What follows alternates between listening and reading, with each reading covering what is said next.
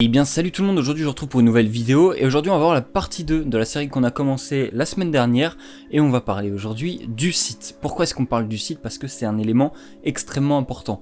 Sans votre site, sans un beau site qui va donner envie, votre client ne va jamais convertir. C'est un point sur lequel il faut vraiment faire attention et qu'il faut bien travailler. Grâce à ça, vous allez peut-être attirer plus de clients, les clients vont rester peut-être plus longtemps sur votre site et mieux il est fait, plus les gens vont avoir envie de passer du temps et de prendre le temps de découvrir chaque recoin de votre site, peut-être prendre le temps de défiler tous les produits, aller lire un peu votre histoire, etc. Et justement, pour faire le lien avec la première vidéo que je vous remets juste ici, vous pouvez aller voir, on parlait justement de l'histoire du branding de la marque, ce qui va permettre aux gens de se rattacher à votre marque. Justement, là, l'idée, c'est que votre site soit suffisamment bien fait pour qu'ils puissent aller voir, par exemple, une petite page, notre histoire ou quelque chose comme ça. Vous allez pouvoir cliquer dessus, le client du moins va pouvoir cliquer dessus et découvrir justement un peu cette idée de storytelling. Mais également, il n'y a pas que ce moyen-là sur le site et c'est pour ça qu'on en parle aujourd'hui. Je vous ferai certainement, si vous le souhaitez, une vidéo sur la création d'un site Shopify par exemple pour vous présenter, ou sur Big Cartel, on fera peut-être les deux, pour vous montrer étape par étape comment est-ce qu'on peut construire un site assez intéressant, quels sont les thèmes les plus, ceux qui permettent en fait d'attirer le plus de clients et de convertir le mieux. En tout cas voilà, je vais vous présenter tout ça dans des prochaines vidéos, n'hésitez pas tout de même à me dire si ça vous intéresse dans les commentaires et surtout les points que vous voulez voir en priorité. Là, votre site, déjà, ce qui est important, c'est d'avoir un nom de domaine. Pourquoi? Parce que le nom de domaine va renforcer le côté professionnel de votre marque. Et si votre marque est déposée et que quelqu'un entre-temps vous pique le nom de domaine, vous êtes dans la merde. Parce que du coup, pour récupérer le nom de domaine derrière, c'est minimum 1 an d'engagement, si je me trompe pas. Et certaines personnes peuvent faire un renouvellement automatique. Donc à partir de ce moment-là, si votre marque fonctionne, que quelqu'un se dit ok, bah moi je vais lui piquer son truc, il a pas de nom de domaine, c'est tant pis pour vous. Il est même conseillé parfois de racheter tous les noms de domaine avec les différentes terminaisons. À vous de voir si vous en avez les moyens parce que finalement ça fait quand même un budget conséquent. Je crois, il me semble, je vais pas dire de bêtises, mais que la plupart des grosses marques, que ce soit des grosses entreprises dans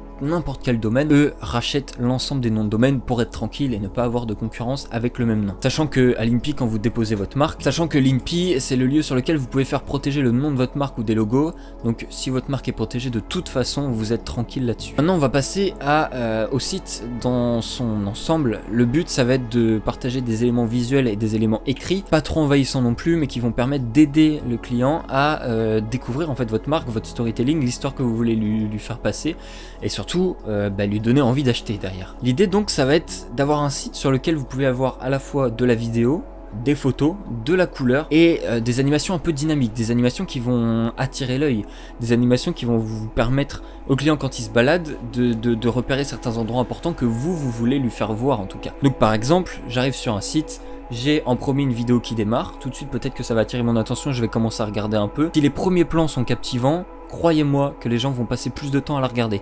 Si dès le début vous avez du texte qui apparaît pendant 10 ans, là ça va donner moins envie. Mais si vous avez des beaux plans, des belles lumières, des belles choses qui arrivent dès le début, là vous avez moyen déjà de capter l'attention de la personne et de la faire rester plus longtemps sur votre site. Peut-être que du coup en regardant la vidéo elle va découvrir autre chose que ce qu'elle était venue chercher et c'est là tout l'intérêt de réaliser des bons visuels à la base. Ça peut autrement être une photo qui elle va, par exemple si vous avez un site avec un produit phare, un t-shirt qui va être l'emblème de votre marque, et bien vous pouvez faire une très belle photo de ce produit là dans un décor par exemple de votre atelier, dans un décor particulier, que ce soit sur un modèle dans la rue ou sur un modèle dans un décor.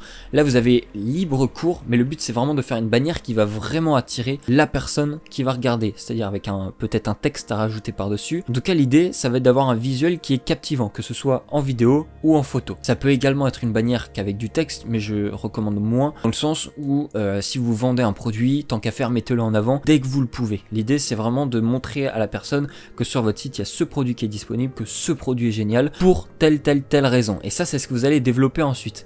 Quand vous naviguez un peu sur votre site, l'idée c'est que sur la page de présentation, le client ait les informations nécessaires sans trop en mettre pour découvrir votre produit et avoir envie de l'acheter en fait. Ce que je vous parlais justement au niveau des animations, l'aspect intéressant là ça va être par exemple de mettre des animations lorsque le client slide sur votre site, c'est-à-dire qu'il va descendre un peu et le texte va apparaître peut-être en pop-up, peut-être en fondu ou n'importe quoi, et là la personne va voir que ce texte n'était pas là avant et ça va l'attirer directement dessus. Voilà, c'est plein de petits éléments en tout cas, surtout sur cet aspect là au niveau de l'animation et du visuel dans un premier temps, qui vont permettre d'attirer l'œil du client et de le faire rester plus longtemps. Ensuite il va falloir que vous mettiez en avant votre produit, parce que votre produit c'est ça que vous voulez vendre et c'est ça qui doit être la cible principale de votre client quand il arrive en fait. Donc votre client découvre un peu vos visuels etc, il descend et assez vite vous allez avoir au moins un premier produit qui va arriver, ou du moins une offre, un pack ou je ne sais quoi qui va donner envie en fait au client d'acheter. Et là l'idée c'est vraiment d'avoir une page produit sur laquelle le client peut sélectionner sa taille, le choix du t-shirt qu'il veut, la couleur, n'importe quoi, et l'ajouter à son panier directement. Voilà, ça serait la base pour avoir un site qui directement permet d'attirer le client et de le faire convertir le plus vite possible. Une fois déjà que cette base est construite, c'est déjà un point important. Maintenant vous allez pouvoir travailler sur le reste de votre site, à savoir le panier. Une fois que les gens ont acheté, voilà, qu'est-ce qui va faire que vous allez vraiment les amener jusqu'au bout de leur démarche. Voilà, c'est plein de petites démarches à faire. Ça on en parlera vraiment quand on le fera en concret, le site, que je vous filmerai mon écran et que je vous ferai le site de A à Z. Pour refaire un lien avec la première vidéo dont je vous ai parlé en début de vidéo, vous pouvez du coup créer une page Notre Histoire où là vous allez communiquer en fait l'ensemble du branding de votre marque. L'idée c'est de le rendre agréable, c'est qu'il ne faut pas que ce soit un pavé énorme à lire. Est-ce que ça va être un mélange de petits textes, de petites citations, de petites phrases avec quelques photos?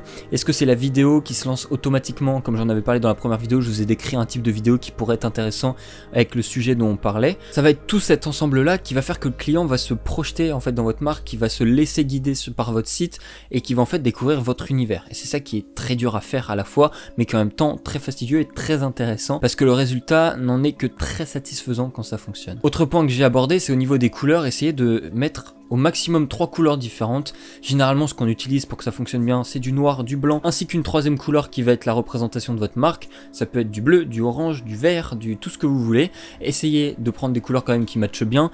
Essayez de ne pas prendre des couleurs trop extravagantes, sauf si ça colle vraiment à votre image de marque. Essayez de faire ça simple. Le but c'est pas que ça pète non plus aux yeux, pas que ce soit désagréable.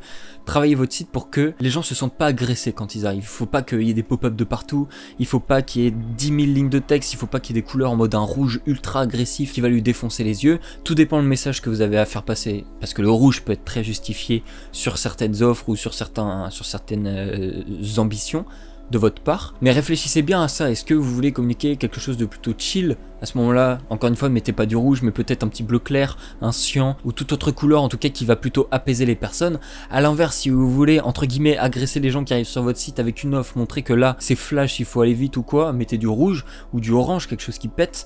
Mais voilà, travaillez ça bien en fonction du message que vous voulez faire passer, c'est hyper important. Plus votre site est beau, plus votre site est agréable, plus les gens vont se laisser guider en fait. Faut limite que votre site, les gens soient devant et que tout se fasse tout seul presque. Que les choses arrivent au fur et à mesure, que les gens se sentent pas agressés par un pop-up qui arrive, que les gens puissent lire votre texte sans non plus qu'il y en ait trop. Voilà, c'est vraiment important de faire ça. N'hésitez pas non plus à faire une belle description de vos produits, expliquer en quelques lignes les caractéristiques, mais surtout développer l'image que vous voulez véhiculer derrière votre logo. Est-ce que ça représente un bon moment? Est-ce que ça représente un univers, un thème, une façon de vivre? Voilà, c'est tous ces éléments-là à bien réfléchir, à bien travailler, pour que derrière, les gens se laissent guider et puissent découvrir vos produits et finalement acheter assez rapidement. Voilà, j'espère que cette vidéo vous aura été utile. On se retrouve très prochainement, normalement la semaine prochaine, pour l'épisode 3. Je vous souhaite à tous de passer une très bonne journée, une très bonne soirée, et on se dit à la prochaine.